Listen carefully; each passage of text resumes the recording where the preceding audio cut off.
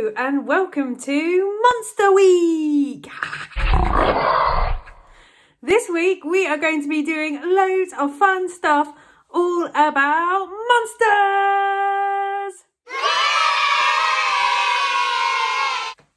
We will be thinking about little tiny monsters!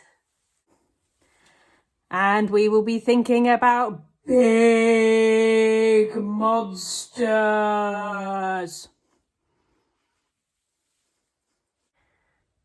The monsters that we're going to be thinking about this week are going to the Monster Ball, the biggest, most exciting monster party of them all. And you are going to be doing some work, all inspired by the big Monster Ball. I hope you're ready. I hope you're excited. This week, you have got lots and lots of different monster stories coming your way. All different kinds of monsters, all kinds of thoughts and feelings. Monsters are going to be the focus of this week. I'm going to pass over to Mrs. Loudon now, who's going to read you some stories about monsters.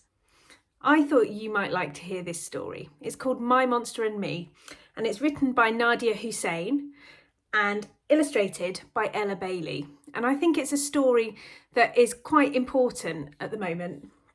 It's a story about sharing your worries, and it's all about a monster who acts as this little boy's thoughts and feelings and his worries and the things that he's nervous about.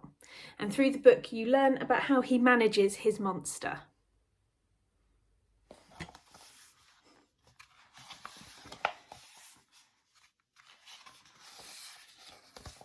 This is my monster, and this is me. I've always known my monster. It's always been there. It knows all about me. Maybe my monster arrived when I did. Maybe it moved in when I learned to walk and talk. I don't remember.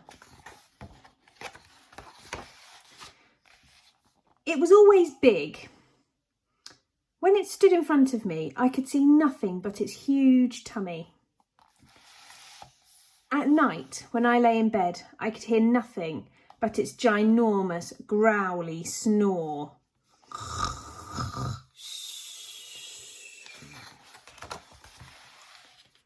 I wanted Mum to take it away, but when Mum was there, my monster hid. I wished my brother could take it away, but my monster hid again. I wanted Dad to take it away, but it hid from him too. My monster got bossier. It started telling me what to do when I was getting dressed and brushing my teeth. When I wanted to play with my toys, it sat on me. It even made me stay indoors when my friends came to play.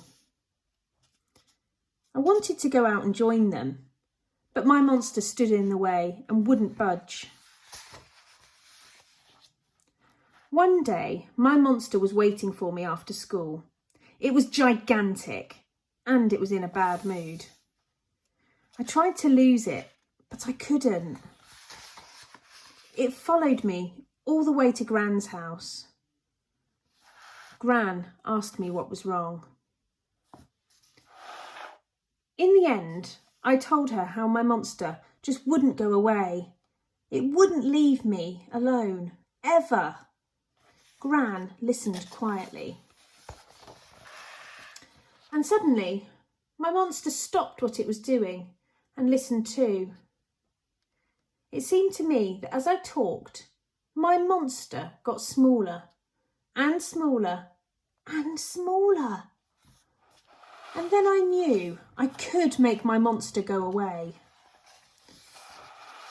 The next day, I saw my monster at school. It looked a bit lost, so I picked it up and put it in my pocket.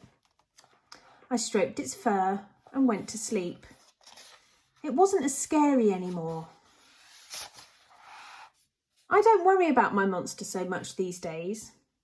I go to school and play with my friends. My monster likes my pocket, and I feel okay knowing it's there. But if it ever feels like getting out, I tell it to behave. My monster is part of me. We've known each other from the beginning. This is me, and this is my monster.